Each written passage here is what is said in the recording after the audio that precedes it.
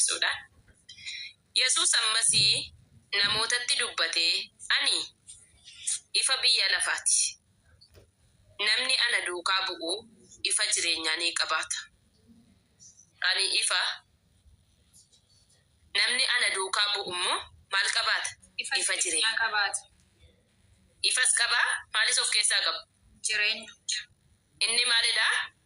Ifaa fi jireenya. Yesuus Kiristoos. Ifaa fi jireenya. Kanee ilaagaa kee namni ana duukaa bu'u maal of keessaa qaba? Ifa jireenya.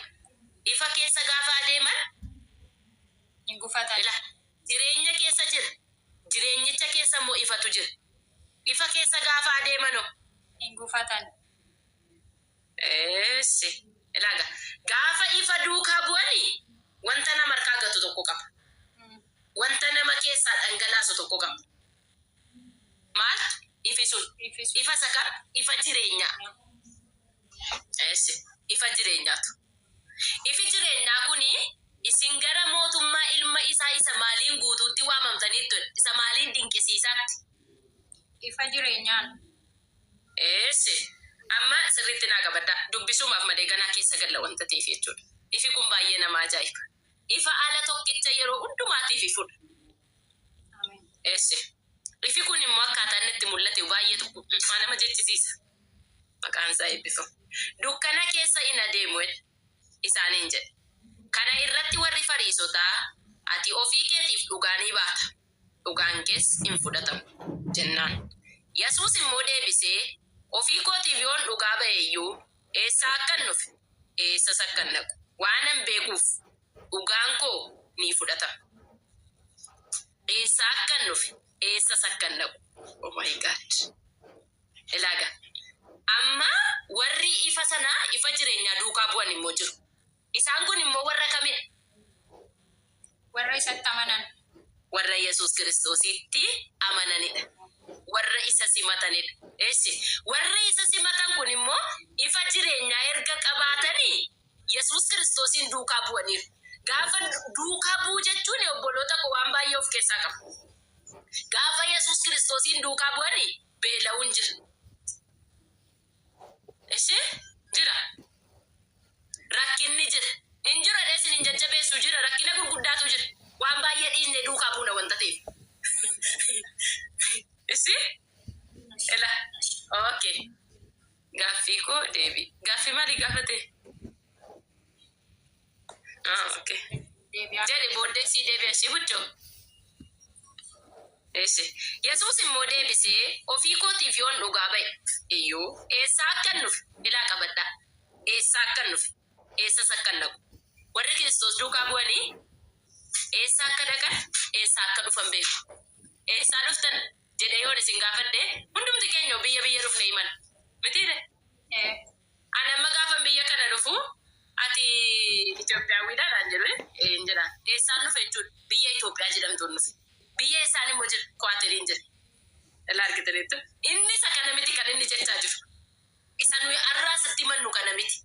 Eessaan akkan dhufe beekaa eessaa dhufe wanta ta'eef. Waaqarraa dhufe waan ta'eef. Eessan immoo akkan naqus immoo beekaa eessa dhaqa wanta ta'eef. Waaqarratti ol deebi'a waan ta'eef. Okay. Amma garuu maaliin isaan bira jira? Isaan bira jira. Okay. Waaqayyo guddaa sina eebbisu. Tartiiba qabsiifanneetu as deebina gara barumsa keenyaatti jechuudha. Akkana jedhe isa booddee.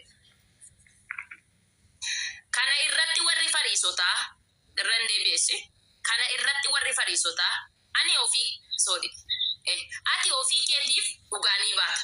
Dhugaan kees hin fudhatamu jennaan. Yesuus immoo deebisee ofii kootiif yoon dhugaa ba'e iyyuu eessaa akkan dhufe eessas akkan dhaqu waanan beekuuf dhugaan koo ni fudhatama. Maaliif beektuuyi? Kan isaanii fudhatanii kan inni fudhate eewu gidduutti wanta ta'e wantichi.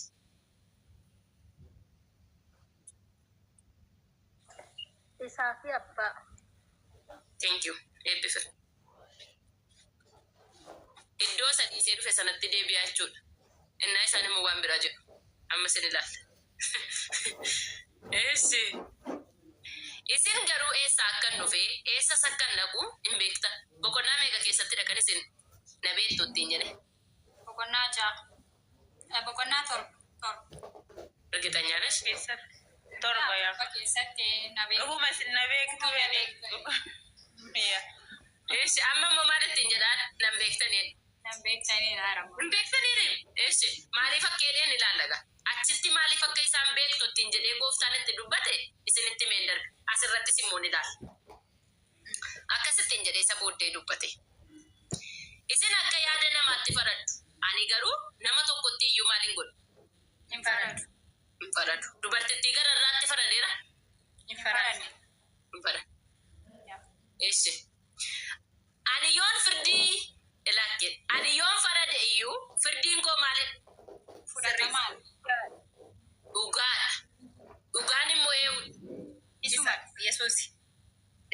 Waaqayyo si eebbisu. Ani kophaa koo miti. Isa ana ergee abbaatu ana wajjini Jira. Ilaaga. Abbaaf ilmi akkamitti jiru jechuudha. Walii wajjin jiru tokko waan ta'an. Wal keessa. Okay, wal keessa. Eebbifan walii wajjinis jiru. Warra seera keessan keessattis immoo dhugaan namni lama dhugaa ba'an ni fudhatama. Dhugaan namni meeqa dhugaa ba'u? Dhugaa namoonni Lamaa fi lamaa ol. ba'an hin fudhatamu. Yesuus Kiristoos immoo ani kophaa koo miti kan inni jedhu maaliif? Abbaa Waan isaan mul'isuuf. Seera isaanii waan mul'isuuf. Abbaa wajjiniin tokkummaa isaanii ni ibsa. Akka seera isaaniitti immoo ragaan nama meeqaanidha kan inni fudhatamu? Lamaa ol. isaa ol. Lamaa oliin. Okay, eebbifama. Nan dubbisa ammas irra deebi'ee 17. Seera keessan keessattis immoo dhugaan namoonni lama dhugaa ba'an ni fudhatama kan jedhu caafamee jira. Eessatti akka inni caafamee baasa? Kan hin beeku waan ta'eef. Ani ofii kootiif dhugaa nan ba'a. Abbaan inni ana erges immoo anaaf dhugaa ni ba'a. Yesuus Kiristoosiif duraan dursee kan dhugaa ba'eedha. Waaqayyo abbaa. Abbaatu Lakkii Yohaannisidha. Maa Yohaannis tokko dhufe? Bakka sagaleedhaan dubbate Yohaannis cuuphaattis. መጥምቁ ዮሐንስ በሚያጠምቀው ሰዓት የእግዚአብሔር መንፈስ በእርግብ አምሳይ ወርዶ የምወደው ልጄ እሱ ነው እሱን ስሙት ብሎ አብ ከላይ እንዴት እንደመሰከረለት Kanuma dhugaadha. አብ መሰከረለት፣ መጥምቁ ዮሐንስ መሰከረለት። ድርጊቱ ደግሞ ይመሰክራል። ሆጂን ኢሳይቹን Yohaannis cuuphaannis. መጫፎኒ ሁንዱምቱሞ ዋይሳ ዋና ሰውፍ መጫፎኒ ላይ ዋይሳት Okay. Ani ofii kootiif dhugaa nan ba'a. Abbaan inni ana erges immoo anaaf dhugaa ni ba'a. Waaw. Akka waa'ee yeroo abbaa isaatti dubbatu dubbatti tola. Isin waa'ee abbaa keessan yeroo dubbata isinitti tolu. Destaa ilachu. Yoone salaamaa isatachu. Dhagaa namaa kenna Yesuus. Amma nuyi waa'ee namaa dhugaa baane hin daddan. Waa'ee yeroo kamii garuu yeroo kam daqiiqaa kam sekendii kam yoo dhugaa baane hin daddan. Waa'ee eenyudha? Waa'ee Yesuus Kiristoos qofadha. Maqaan nama salachaane isa qofadha. Yookiin immoo maqaan nama hin dadhabsiise. Maqaan namarra hin darbin. Maqaa yeroo waaman humna argatan. Maqaa yeroo waaman jireenya of keessaa qabu. Ajaa'iba. Maqitti abdannaanitu Yesuus ilma Naazreet. Yesuus isa kam? Masii. Yesuus isa kam? Isa ergamaa. Ergamee immoo dhufeedha. Macaafni qulqulluun isa raajii. Maal maqaasaa kamiin waamtanii kamiin dhiyeessu? Innuu isuma sana dhagaru. Asiin isa ibsu, achiin isa ibsu. Ibsisuun maal ibsi? Isuma qofa ibsi. Bartootatu gaaf tokko keessa bona bulee gamaadhaan gochuu danda'aneetu mana sii dubbadhu. Bartootatu guyyaa tokko markabaan utuu adeemaa jiranii gooftaa Yesuus Kiristoos immoo bidiruu isaanii keessa ture. Yesuus Kiristoos yeroo inni rafu keessatti gara eessaatiin rafeedha macaafni qulqulluun? Keessa bidiruu keessa gara dudduuba. Okay. Amma egaa galaanni sun, raafamni sun, rakkinni sun, naasuun sun, abbaan kama ta'u, nami kama ta'u, naasuu akkamii keessas jiraata, raafamaa akkamii keessas jiraata. Inni si wajjiniin jiru garuu isa hundumaarra caaludha. Ameen. Maybe laandi ሰው መልእክት ይሆናል. Ameen. Dhugaa dubbachuudha. Sagalee Waaqayyoo akkasumatti miti battate. Innaanitu akkeedhe gooftaan. Itti siqanatu eewum dammaffatane. isa dammaffatanii barsiisaa isaanii dammaffatan. Gaafa barsiisaa isaanii dammaffatanii maal taatanii jedhame? Isin warra maaliirruu nanatti hin jedhe? Warra amantii itti hirmatu. Warra amantiin itti irratti. Kana duwwaa immoo miti. Bishaanni dhufu sun utuu dura abbaa isaanii hin argine isaanii hin argata ture? Hin argu. Isa argata ture sila. Wanti san arganne munuun iyyuu har'an arganne. Ameen. Wanti tokko keenya argate kuni isa Yesuus Kiristoosiin argateetu anaaf isinirra arge. Ameen. Inni isarra hin geenye garuu anaaf isinirra tokko keenyarra iyyuu hin geenye. Nuyi koo waan tokko keessaa hin fudhanne amma ammaatti. Tokko isa hundumaa caalu garuu fudhanneerra. Innis immoo Yesuusidha. Ameen. Reesse kanuman jedha kanumatu keessa koo bude waan biraa miti. Waama keessa jirtan keessatti hin raafamina. Isa keessa dhaabbattan sana keessatti hin raafamina. Amantiin keessa jiraadhaa inni immoo isiniif dhufa. Ameen. Isa keessa keessan jiru immoo dammaqsa. Isaanitti galagala. Isaanitti galagala. Isaanitti galagala.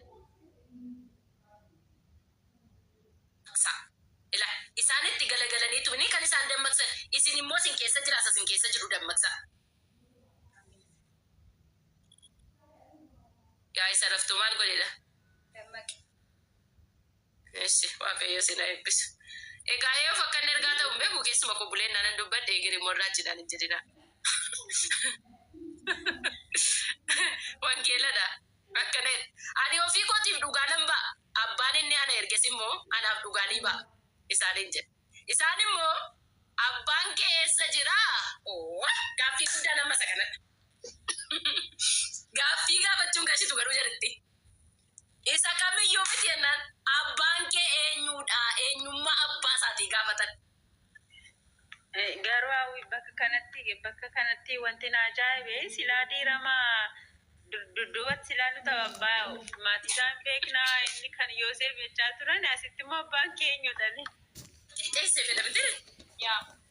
Isatti of qixxeessee jedhaniitu maaltu ta'e lola gurguddaatu ka'e. Lola sana keessa garuu lolicha